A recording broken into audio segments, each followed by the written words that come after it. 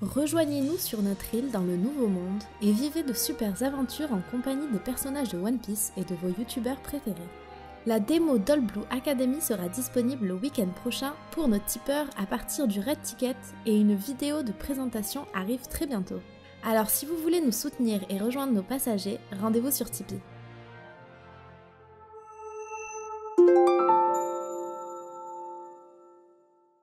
Bonjour à tous et bienvenue sur All Blue Channel pour ce nouvel épisode de Line. Je vous propose de faire une rapide review de l'excellent chapitre 862, mais surtout de nous intéresser aux futurs rebondissements de cette tea party. Et pour ce faire, nous vous proposons une théorie très solide qui pourrait faire ressurgir l'un des personnages les plus importants de l'univers de One Piece, Shiki le Lion d'Or.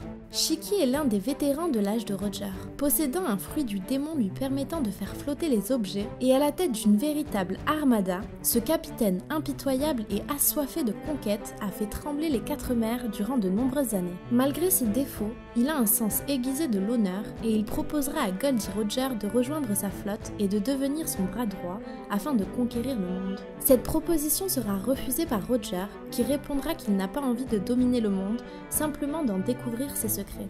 Pour Shiki, ces histoires de roi des pirates ne sont que des foutaises et ne l'intéressent pas et il prend alors très mal ce refus. S'ensuit l'événement qui sera appelé alors la bataille d'Edward, opposant Shiki et son impressionnante flotte au seul et unique Oro Jackson de Roger. L'histoire raconte que Roger aurait profité d'une tempête pour s'enfuir face à l'écrasante supériorité militaire de Shiki. Ceci dit, il n'est pas impossible que l'on nous révèle plus tard que cette tempête soit le fruit d'un pouvoir ou d'une arme antique en possession de Roger. Peu de temps après, Roger réalise son rêve, trouve le One Piece et devient roi des pirates.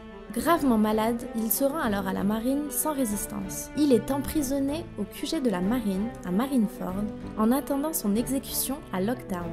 Et si vous voulez tout savoir sur la vie de Roger, n'hésitez pas à aller regarder notre épisode de Line qui lui est consacré. Pour Shiki, il est impensable qu'une légende de la piraterie comme Roger meure de la sorte, exécuté à East Blue, réputée comme la plus faible des mers. Il attaque donc seul Marineford dans l'espoir de libérer Roger, mais Shiki est vaincu et emprisonné au niveau 6 d'Impel Down, alors même que l'âge d'or de la piraterie débute. Du fond de sa cellule, il jure qu'un jour, les pirates régneront sur les mers et qu'il montrera au monde entier de quoi il est capable. Et à peine 2 ans plus tard, il devient le premier prisonnier à réussir l'exploit incroyable de s'évader d'Impel Down. Pour ce faire, il coupa ses jambes afin de se libérer de ses chaînes en granit marin et les remplaça par 2 sabres, Oto et Kogorashi, avant d'utiliser les pouvoirs de son fruit pour s'échapper. Ces informations sont tirées du chapitre 0 de One Piece qui relate les derniers jours de l'ère de Roger, mais une multitude d'éléments permettent d'en apprendre plus sur ce personnage et d'anticiper son retour. Commençons par le 10e film One Piece, Strong World, lui-même introduit par le mini-arc de 4 épisodes Little East Blue. Il est important de noter que Shiki et son équipage n'ont pas été créés pour le film. Ils sont dans les plans d'Oda depuis le début. Le film Strong World, contrairement aux 9 films One Piece précédents, est le premier sur lequel Oda a travaillé personnellement. Il a ainsi réalisé plus de 120 pages de script et de storyboard, en adaptant très certainement des idées déjà existantes et en laissant peut-être des indices pour la suite. Nous reviendrons plus en détail sur ces éléments au cours de la vidéo. Maintenant que nous avons dressé le portrait global de Shiki, commençons à parler des indices de son éventuel retour et de son intervention potentielle lors de la tea party. Comme on le sait, Shiki peut faire flotter les objets et c'est ainsi qu'il a bâti son royaume, Merveille. Ce paradis flottant est peuplé d'animaux féroces et son équilibre repose sur une chaîne alimentaire bien stricte. C'est à partir d'ici qu'il organisera son retour. Pour ce faire, il est accompagné de l'éminent scientifique Indigo sur lequel il compte pour mener des expériences sur la faune locale.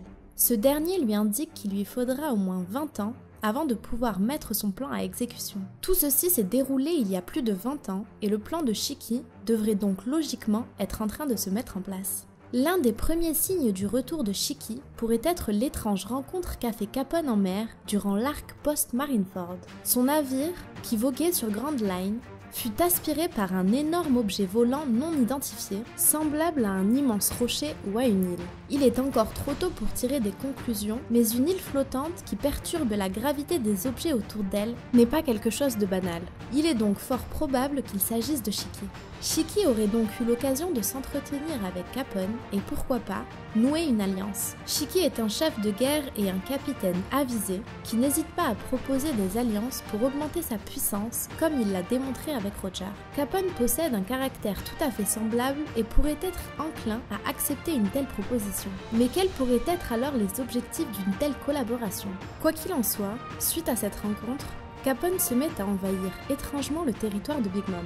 Mais face à la puissance de cette dernière, il préfère choisir de devenir son subordonné et renforce son alliance en épousant Charlotte Chiffon avec qui il aura un enfant, Capone Petz. Connaissant l'habileté de Capone et son sens de la négociation, il est probable que tout ceci ne soit qu'un coup monté depuis le départ, visant à infiltrer le territoire de Big Mom pour le compte de Shiki.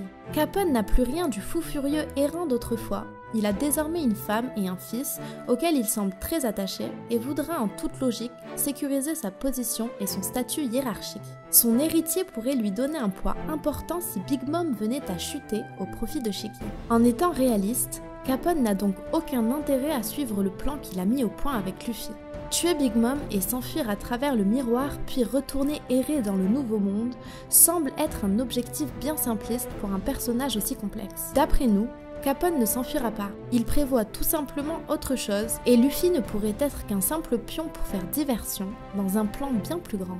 Les lance-roquettes à gaz KX rappellent également les méthodes de Shiki, qui utilise du poison mis au point par Indigo à partir de Daft Green, une plante qui ne pousse que sur merveille. La Tea Party compte parmi ses invités quelques-unes des plus grosses puissances des 4 mers, qu'il s'agisse de puissances militaires, financières ou de pouvoir de l'information. Et tout ce beau monde est actuellement au sommet du château de Whole Cake, bien au-dessus des nuages, enfermé et encerclé par les hommes de Capone.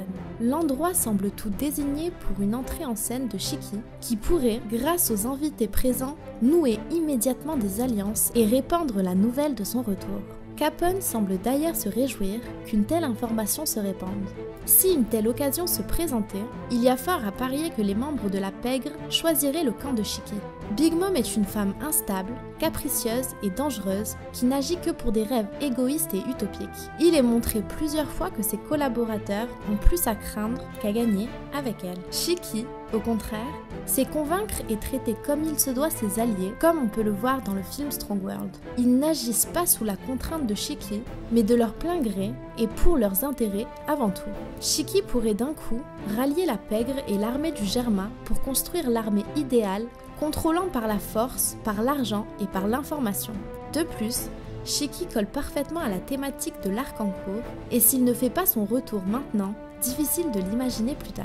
Tout d'abord, il est mêlé à des expérimentations sur des êtres vivants au même titre que Big Mom et le Germa, ce qui lui donne un lien et donc de potentiels contacts dans la communauté scientifique. Ensuite, il est clairement dans le thème de la pègre et de la mafia. Si jusque-là nous avons eu droit au côté italien de la mafia, on est en droit de se demander si les Yakuza auront droit à leur heure de gloire également. Shiki est clairement inspiré des clans Yakuza, comme le montrent ses cérémonies du saké, son style vestimentaire et celui de son équipage. Reste à savoir si Eiichiro Oda, que l'on dit admirateur de Takeshi Kitano, nous offrira un remake d'Aniki mon frère dans lequel on peut assister à un face-à-face entre Yakuza et mafieux italiens. Et en parlant de référence, Strong World, qui avait Shiki comme antagoniste principal, présentait de nombreux clins d'œil au film Kill Bill de Quentin Tarantino. Le thème du mariage est également présent dans Kill Bill, avec notamment un massacre se déroulant durant la cérémonie. Un retour de Shiki avec un nouveau clin d'œil à Kill Bill pourrait être une chose intéressante à découvrir lors de cette Tea Party.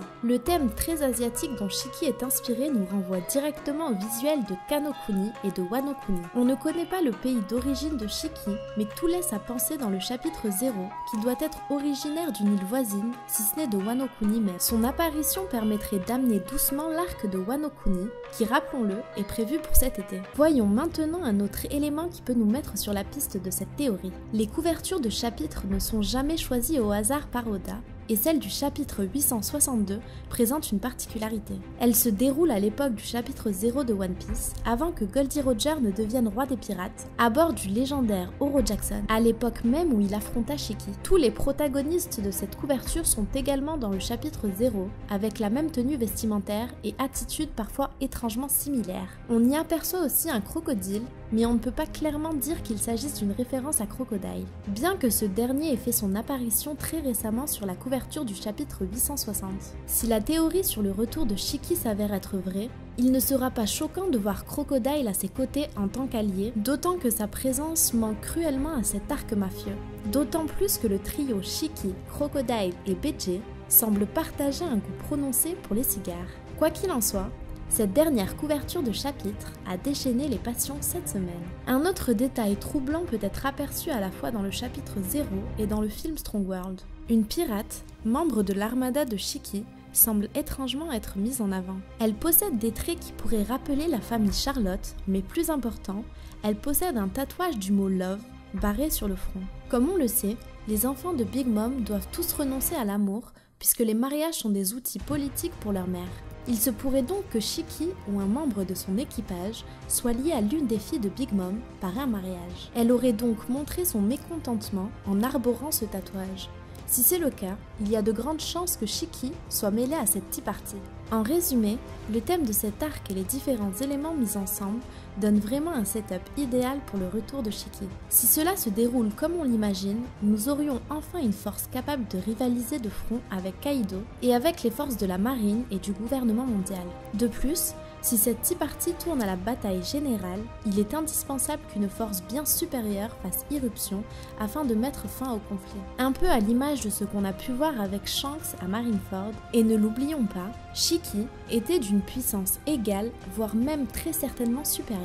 Bien sûr, ce ne sont que des théories et des spéculations. La suite de l'histoire, nous la découvrirons tous ensemble et One Piece parviendra toujours à nous surprendre. J'espère que vous avez apprécié cet épisode. Si c'est le cas, n'hésitez pas à liker et partager. Quant à moi, je vous donne rendez-vous très bientôt pour de nouvelles vidéos. A bientôt sur Roll Blue Channel.